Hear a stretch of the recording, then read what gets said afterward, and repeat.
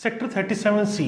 आज के वीडियो में मैं आपको सेक्टर 37C के रिव्यू बताने वाला हूँ। रिव्यू के अंदर मैं अक्सर सेक्टर के पूरे प्रोजेक्ट के डिटेल आपको बताता हूँ। सेक्टर में छोटी बड़ी होने वाली हर गतिविधि के बारे में आपको बताता हूँ, जिससे आपको किसी सेक्टर को समझने में आसानी हो जाती है। और जब खासकर आप कोई प्रॉपर्टी खरीदने के लिए निकलते हैं तो आपको सेक्टर को समझना बहुत ज़रूरी है। सेक्टर की कनेक्टिविटी, सेक्टर के डेवलपमेंट्स को समझना बहुत ज़रूरी है, और वहाँ कौन कौन से प्रोजेक्ट हैं, क्या प्रिवेलिंग रेट चल रहे हैं। अगर ये आपको पहले समझ में आ जाता है तो आपको हर कोई बेवकूफ़ नहीं बना पाता है। तो आज इसी श्रृंखला में मैं आपको प्रॉपर्टी कौन कौन से हैं, कौन कौन से डेवलपर हैं, क्या साइज़ हैं, क्या उसके रेट्स हैं, और आसपास उस सेक्टर के पेरिफेरल एरिया में क्या डेवलपमेंट है, इस वीडियो में पूरी डिटेल दूंगा। अगर वीडियो पसंद आए तो लाइक, शेयर, कमेंट करना बिल्कुल ना भूलें, और फ्यूचर में और रेगुलर ऐसे इन्फॉर्मेटिव वीडियोस देखने के लिए मुझे सब्सक्राइब करें। तो चलिए शुरू करते हैं, और मैं सेक्टर की एक करके सारी ऐप डेवलपमेंट से आपको अवेयर कराता हूँ। नमस्कार, मैं हूं प्रदीप मिश्रा। प्रॉपर्टी मिश्रा शो में आपका स्वागत है। यहां हम आपको प्रॉपर्टी और प्रॉपर्टी मार्केट की हकीकत बताते हैं। नो बकवास, डायरेक्ट काम की बात। चलिए शुरू करते हैं। चलिए सबसे पहले समझते हैं सेक्टर 37C को कनेक्टिविटी कहाँ से मिल रही है। सबसे पहली कनेक्टिविटी हीरो होंडा चौक से, जब आप उमंग भारद्वाज चौक आते हैं तो वहाँ से पटौदी रोड पे जैसे ही आप चलते हैं थोड़ी दूर आगे चल के लेफ्ट टर्न है, जिससे आपको सेक्टर 37C पहुँच सकते हैं। तो पहली कनेक्टिविटी तो आपको यहाँ से मिलती है। दूसरी कनेक्टिविटी कि जब आप दिल्ली से आते हैं तो द्वारका एक्सप्रेसवे के ऊपर आरओबी चढ़ने से पहले एक लेफ्ट टर्न है, जो आगे जाकर एक रेलवे क्रॉसिंग आती है। क्रॉसिंग क्रॉस करने के बाद राइट हैंड साइड में जो एनबीसीसी का प्रोजेक्ट है, ये एनबीसीसी का प्रोजेक्ट यहाँ पे अनफिट फॉर लिव ऑलरेडी लोगों को कह दिया है, तो इसीलिए कि ये खंडर बना हुआ है, फिलहाल यहाँ लोग नहीं रह रहे हैं। अब कब डिमोलिश होगा ये बात की बात है। इसी से हम थोड़ा सा आगे चलते हैं, तो यहाँ से आगे जाकर हम राइट टर्न लेते हैं तो सेक्टर 37C पहुँच जाते हैं। इस सेक्टर की एक वास्तविकता और है जो मैं आपको दिखाना चाहूँगा कि यहाँ पर एक एसजीटी का हॉस्पिटल देख रहे हैं आप, थोड़ा जर्जर हालत में है। और इसी रोड पे हम आगे जाते हैं तो यहाँ इंडस्ट्रियल एरिया पूरा है, और लेफ्ट हैंड साइड पे कुछ अनऑथराइज्ड कॉलोनी भी बसी हुई है यहाँ पर। और यहाँ पर आप देखेंगे पानी भरा रहता है। मैं थोड़ा सा, ये बारिश हुई है जिस टाइम मैंने रिकॉर्ड किया है ये, लेकिन यहाँ पानी काफी भरा हुआ है। मतलब यहाँ रोड का लेवल में कहूँगा कि शायद थोड़ा सा नीचे है, इसीलिए पानी भरा है। और फिर प्रॉपर ड्रेनेज सिस्टम का ना होना इसकी एक वजह हो सकती है कि यहाँ पानी भरा हुआ है। एक तरफ इंडस्ट्रीज है, एक तरफ रेजिडेंशियल कॉलोनीज है, और सड़क पे पानी भरा हुआ है, और काफ़ी ज़्यादा पानी भरा हुआ है। तो यहाँ जब भी हम किसी अनऑथराइज्ड एरिया में प्रॉपर्टी बाय करते हैं तो वहाँ ड्रेनेज जैसे इशू, वाटर, इलेक्ट्रिसिटी, सीवरेज जैसे इश्यूज वहाँ पे आते हैं, जो कि अभाव होने के कारण वहाँ लोगों को काफ़ी दिक्कत का सामना करना पड़ता है। तो वही दिक्कत मैं यहाँ देख पा रहा हूँ। आप देख रहे हैं पानी किस तरह भरा हुआ है। कनेक्टिविटी यहाँ मेट्रो सैंक्शन ऑलरेडी हो चुकी है। मेट्रो कनेक्टिविटी की बात करें तो सेक्टर 37C के पास में सेक्टर 37 और बसई मेट्रो स्टेशन लगते हैं, तो मेट्रो की कनेक्टिविटी भी इस सेक्टर को ऑलरेडी मिल रही है। तो आपको एक कनेक्टिविटी मेट्रो की फ्यूचर में मिलेगी, क्योंकि मेट्रो सैंक्शन हो चुका है, तो मेट्रो का बनना यहाँ तय है। तो मेट्रो कनेक्टिविटी भी आपको सेक्टर 37 के बहुत नज़दीक मिलने वाली है। जब बात मेट्रो की है तो आपको एक चीज़ और ऐड ऑन कर देता हूँ। पहले एक स्पर जो कि द्वारका एक्सप्रेस पे कनेक्ट कर रहा था सेक्टर 101 और 104 के बीच में, वो मेट्रो का जो डिपो है वो अब सेक्टर 37C के पास में आ रहा है। तो ये तो हुई मेट्रो की कनेक्टिविटी। और पांचवी जो कनेक्टिविटी मिल रही है वो मिल रही है द्वारका एक्सप्रेसवे से। जब आप दिल्ली की तरफ से आते हैं तो सेक्टर 101, 104 के बीच में जो रोड लेफ्ट टर्न जा रही है वो ओल्ड गुड़गांव की तरफ जाती है, मतलब हीरो होंडा चौक की तरफ जाती है। तो आरओबी आप क्रॉस करते हैं तो थोड़ी आगे जाके जिस एलिवेटेड रोड से मैंने आपको बताया कि आपको लेफ्ट टर्न लेना है, तो वहीं उस आरओबी से आप जो क्रॉस करके आते हैं तो वहाँ राइट हैंड साइड पे आपको सेक्टर 37C मिलता है। तो 5 कनेक्टिविटी सेक्टर 37C को मिल रही है। ये तो हुई कनेक्टिविटी की बात। अब समझते हैं उस सेक्टर के डायनामिक्स क्या कहते हैं। चूंकि कनेक्टिविटी मिल गई है, कई वहाँ प्रोजेक्ट्स इस टाइम ऑलरेडी फाइनल स्टेज पे चल रहे हैं, पोजीशन वहाँ पे बहुत नजदीक है। जो रिहैबिटेशन हुआ था, न्यू पालम विहार के कुछ प्लॉट ओनर्स जो रोड कनेक्टिविटी के बीच में आ रहे थे, उनको रीलोकेट किया गया था। वो सेक्टर 37D में किया था, वो भी सेक्टर 37C के बहुत पास है। तो कनेक्टिविटी इस एरिया को अच्छी मिली, जिससे उनका भी फायदा हुआ। जिनको रिलोकेट किया गया उनकी प्रॉपर्टी की कीमत भी काफी अच्छी खासी अब हो गई है। इस सेक्टर के जो एवरेज रेट चल रहे हैं वो करीब करीब 8 से 10 हजार रुपए पर स्क्वायर फीट के बीच में चल रहे हैं। जो नए अपकमिंग प्रोजेक्ट्स हैं वो 13 से 16 हज़ार रुपये पर स्क्वायर फीट के आसपास है, लेकिन पुरानी बहुत सारी इन्वेंट्री अभी 8 से 10 हज़ार रुपये पर स्क्वायर फीट में आपको ईजिली अवेलेबल हो जाती है। जो इसके रेट चल रहे हैं वो 6.5 से लेकर 10 हज़ार रुपये पर स्क्वायर फीट के बीच में चल रहे हैं। जो पुरानी इन्वेंट्री है अभी भी आपको बहुत सारी इन्वेंट्री इस रेंज में नियर कंप्लीशन प्रोजेक्ट्स में मिल जाएगी।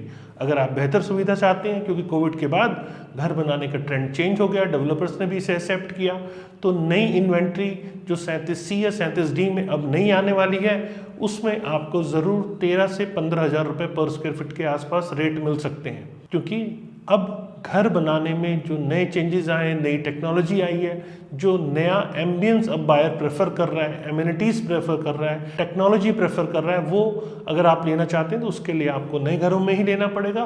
पुराने के रेट्स मैंने आपको बता दिए हैं। अब बात करते हैं एक एक करके कौन कौन से प्रोजेक्ट हैं जहां पे आप घर खरीद सकते हैं, या मैं अभी आपको उन सारे प्रोजेक्ट्स की डिटेल देता हूं जो उस सेक्टर के अंदर है। पहला प्रोजेक्ट है एपेक्स होम्स। जी हाँ, 2 पार्ट में ये प्रोजेक्ट बना।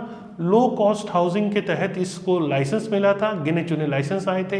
एक एपेक्स होम का लाइसेंस था सेक्टर 37C में, और दूसरा वर्धमान का एक लाइसेंस आया था गोल्फ कोर्स एक्सटेंशन रोड के ऊपर। तो ये 2 प्रोजेक्ट मेरे को याद है जो लो कॉस्ट हाउसिंग के तहत अप्रूव हुए थे, और करीब 16 लाख रुपए की कीमत यहाँ 2 BHK की फिक्स हुई थी। बाद में इसे चेंज करके अफोर्डेबल हाउसिंग पॉलिसी लाई गई, जिसमें मिनिमम रेट 4,000 रुपये पर स्क्वायर फीट कारपेट एरिया पे रखा गया, लेकिन इसके प्राइस थोड़े से और कम थे। सबसे पहला प्रोजेक्ट जब हमने एपेक्स आर होम्स देखा तो सोसाइटी अच्छी बनी हुई दिखी, रेट्स के हिसाब से वैल्यू फॉर द मनी दिखी। तो वहाँ पे हमने उनके प्रेसिडेंट से बातचीत करी और समझने की कोशिश करी आखिर क्या चल रहा है इस सोसाइटी में। तो सुनिए उन्होंने क्या कहा। हाँ जी, नमस्कार।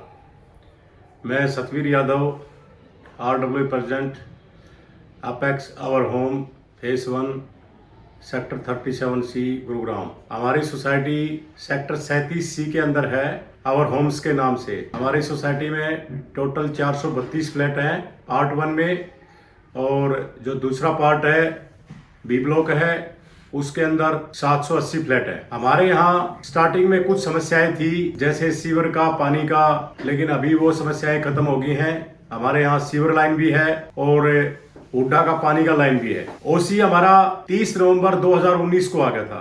हमारा पोजीशन थोड़ा डिले मिला था, और उसके बाद 30 नवंबर 2019 को ओसी आ गया था। उसके बाद हमारे यहाँ सभी धीरे धीरे करके रेजिडेंस शिफ्ट हो गए थे, और अभी 95% फ्लैट जो है ऑक्यूपाई है, और हमारा जो स्ट्रक्चर है वो बहुत मजबूत है।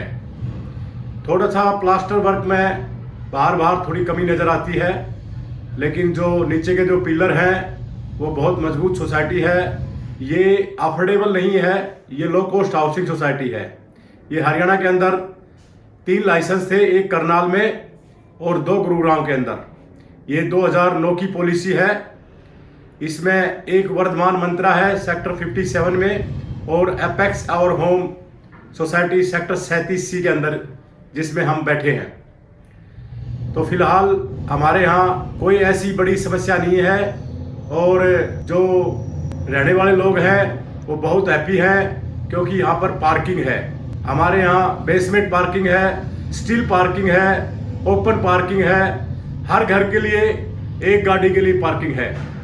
अगर किसी को दूसरा गाड़ी भी पार्क करना है तो उसके लिए भी हमारे पास सफिशिएंट पार्किंग है, वो पेड पार्किंग है।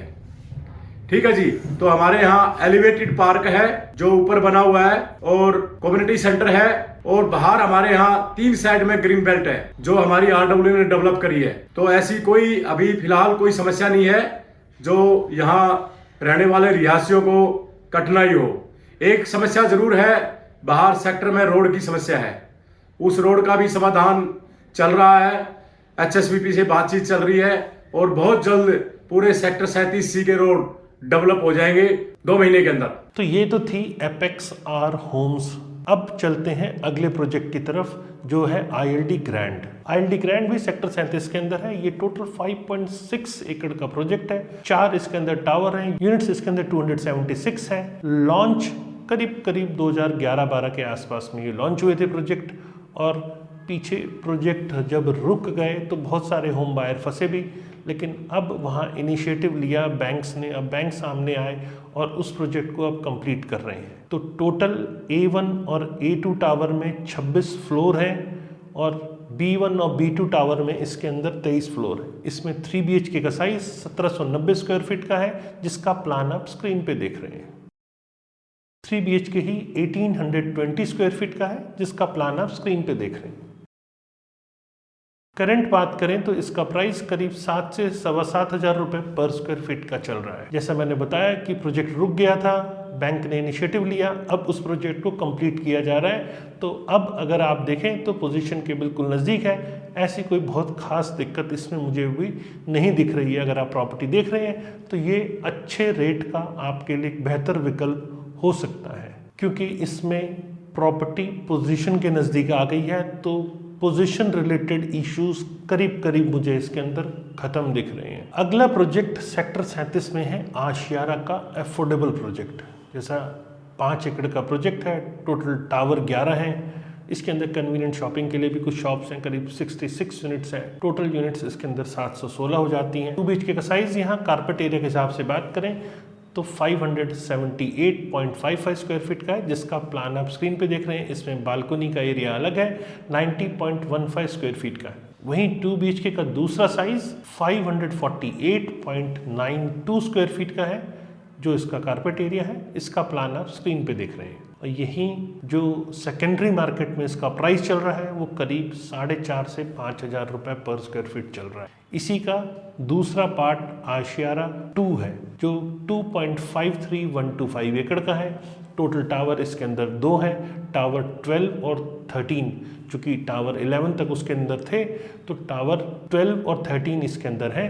टोटल 276 यूनिट्स हैं इसके अंदर कुछ कमर्शियल यूनिट्स को भी अगर साथ में लें तो 115 कमर्शियल यूनिट्स हैं। और ये प्रोजेक्ट एज पर रेरा 8 दिसंबर 2025 तक कंप्लीशन एक्सपेक्टेड है इसका। 3 BHK का साइज यहाँ, चूंकि 2+ स्टडी को ही 3 BHK बोल दिया जाता है, तो इसका साइज 645.840 स्क्वायर फीट है और बालकनी का एरिया इसके अंदर 81.806 स्क्वायर फीट का है। और 3 BHK का ही दूसरा साइज 645.678 है। इसमें बालकनी का साइज 99.771 स्क्वायर फीट का है। जैसा मैंने आपको बताया कि करंट प्राइस इसका चूंकि पोजीशन नहीं हुआ है तो सेकेंडरी मार्केट में आपको इसकी ट्रांजैक्शंस नहीं मिल सकती हैं। As per authority current price जो अगर बुकिंग्स कुछ मिल पाएंगी आपको फ्रेश में तो 5,000 रुपीज़ पर स्क्वायर फीट इस टाइम कारपेट एरिया का रेट अथॉरिटी द्वारा है। बाकी प्रोजेक्ट इस टाइम सोल्ड आउट है।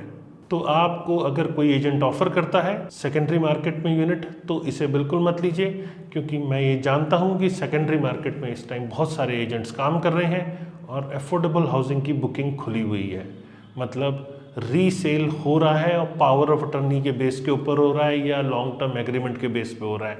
यही वो तरीके हैं जिसमें आप अक्सर फंसते हैं। तो आपको ऐसे किसी भी चीज़ में फंसने से पहले 10 बार सोचना है। उसके बावजूद भी अगर आपको ज़बरदस्ती मन कर रहा है तो मैं कहाँ तक आपकी हेल्प कर पाऊँगा। तो चलिए अब आगे बढ़ते हैं। एक कमर्शियल प्रोजेक्ट आपको दिखाता हूँ। सेक्टर 37C धूत ग्रुप का एस्प्लेंडे मॉल है। सामने आप देख रहे हैं बिल्डिंग रेडी है, ये मॉल रनिंग है। तो रनिंग मॉल है, टोटल 4 एकड़ का। इसके अंदर करीब 240 यूनिट्स है। लाइसेंस नंबर इसका 160 2008 के अंदर आया था और ये प्रोजेक्ट ऑलरेडी पोजीशन हो चुका है। जैसा मैंने बताया total floor basement plus 13 floor हैं इसके अंदर। और ये मॉल इस बेल्ट के ऊपर इस टाइम अच्छा खासा चल रहा है। ज़्यादा मॉल का अभाव है तो उसका भी बेनिफिट उसको मिल रहा है इस प्रोजेक्ट को। तो यहाँ मैं कहूँगा सक्सेसफुल कमर्शियल प्रोजेक्ट आप के तौर पे इसको देख सकते हैं। अगला प्रोजेक्ट यहाँ RMG रेसिडेंसी है। टोटल 5 एकड़ का project, 6 tower, ground plus 10 floors. Total units इसके अंदर 724 है और 1 BHK का साइज 441 स्क्वायर फीट का है प्लस बालकनी। मतलब ये भी अफोर्डेबल प्रोजेक्ट के बारे में ही आपको बता रहा हूँ। प्लस बालकनी 66.621 स्क्वायर फीट की इसकी बालकनी है। तो इसका फ्लोर प्लान मैं आपको स्क्रीन पे दिखा रहा हूँ। और यहीं 2 BHK का साइज 618.798 स्क्वायर फीट का है। इसमें अगर हम बालकनी का एरिया ऐड कर दें तो 80.623 का एरिया है। तो इसका फ्लोर प्लान मैं आपको स्क्रीन पे दिखा रहा हूँ। इस प्रोजेक्ट का पोजीशन हो चुका है, ये project ready to move stage में है और डेवलपर इसका 9X है, जिसका एक कमर्शियल मॉल सोना रोड पे भी आपने अक्सर देखा होगा और उनका ऑफिस भी उसी 9X मॉल के अंदर है। चलिए तो चलते हैं अगले प्रोजेक्ट की तरफ। द एस्पेरा इंपीरिया ग्रुप का प्रोजेक्ट है और ये प्रोजेक्ट पीछे रुक गया था तो यहाँ स्वामी फंड आया। अब आप कहेंगे स्वामी फंड क्यों आया, क्या है स्वामी फंड? तो ये भी आपके लिए समझना बहुत ज़रूरी है, क्योंकि स्वामी फंड वो फंड है जहाँ गवर्नमेंट एक तरह से हेल्प करती है उस प्रोजेक्ट को रिवाइव करने के लिए।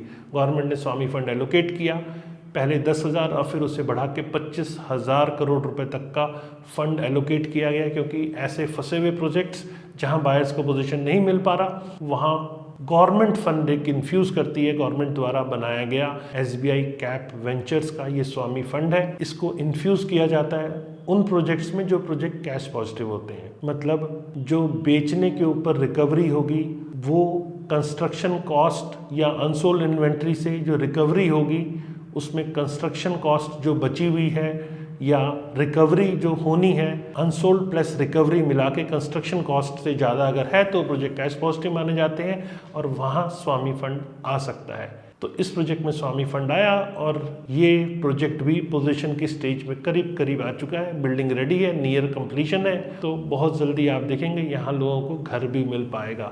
जो बायर्स बहुत दिनों से घर का इंतज़ार कर रहे थे उनके लिए एक अच्छी खबर है कि प्रोजेक्ट पोजीशन के नज़दीक आ चुका है। टोटल 8.5 एकड़ का ये प्रोजेक्ट है, 5 टावर हैं, 432 यूनिट्स हैं और फ्लोर की बात करें तो टावर A, B और E के अंदर 19 फ्लोर हैं और टावर C और D के अंदर 23 फ्लोर हैं। प्रोजेक्ट अब नियर कंप्लीशन है, बहुत जल्दी आप देखेंगे कि बायर्स को पोजीशन मतलब करीब मेरे को एक्सपेक्टेड है कि शायद फरवरी 2024 तक यहाँ पोजीशन आपको मिलना शुरू हो जाए। 2 BHK प्लस स्टडी का साइज़ यहाँ 1578 स्क्वायर फीट सुपर एरिया के हिसाब से है और इसका प्लान आप स्क्रीन पे देख रहे हैं। वहीं 3 BHK plus servant size 1815 square feet का है, जिसका प्लान आप स्क्रीन पे देख रहे हैं। अगला size 3 BHK plus servant quarter plus study room का 2035 स्क्वायर फीट का है, जिसका प्लान आप स्क्रीन पे देख रहे हैं। वहीं अगला size 4 BHK plus servant quarter, इसका साइज 2600 स्क्वायर फीट का है, जिसका प्लान आप स्क्रीन पे देख रहे हैं। करंट प्राइस इसका इस टाइम जो इन्वेंट्री बची हुई है, ये 2-3 इन्वेंट्री है, कोई खास इन्वेंट्री बची नहीं है, करीब 6400 रुपये प्लस अदर चार्जेस का इसका प्राइस है। जैसा मैंने बताया कंस्ट्रक्शन इस टाइम ऑलमोस्ट फिनिशिंग स्टेज पे आ गई है, पोजीशन बहुत जल्दी ऑफर हो सकता है। टावर A, B, C का फेब में ऑफर हो सकता है और टावर C और D का मई एंड में ऑफर हो सकता है, जो पोजीशन की स्टेज में देख पा रहा हूँ। बाकी जैसे ही OC आता है तो आपको डेवलपर द्वारा या जो उसको एजेंसी एग्जीक्यूट कर रही है उस द्वारा आपको टाइमली मैसेज भी आ सकता है। तो जब हमने उस प्रोजेक्ट की तहकीकात की तो हमें पता लगा फेज़ 1 की डिलीवरी हो चुकी, करीब 4.5 एकड़ की डिलीवरी यहाँ हो चुकी है। बाकी बचे हुए बायर्स को भी यहाँ पे हम उम्मीद करते हैं कि जल्दी डिलीवरी मिले और उनका आशियाना का जो सपना है जो नहीं मिल पा रहा था या फंस गया था, इसमें डेवलपर की भी कहीं ना कहीं गलती होती है, जिसके कारण प्रोजेक्ट फंस जाता है और बहुत सारे होम बायर्स अपने आशियाना के लिए कोर्ट के चक्कर काटते हैं, अथॉरिटीज़ के चक्कर काटते हैं। जैसा आपने देखा सेक्टर 63A और सेक्टर 103, सेक्टर 68 के भी बहुत सारे अफोर्डेबल हाउसिंग के होम बायर्स इस टाइम कोर्ट के अथॉरिटी के चक्कर काट रहे हैं, लेकिन उनको घर नहीं मिल पा रहा। ऐसी बहुत परेशानी वाली स्थिति हो जाती है।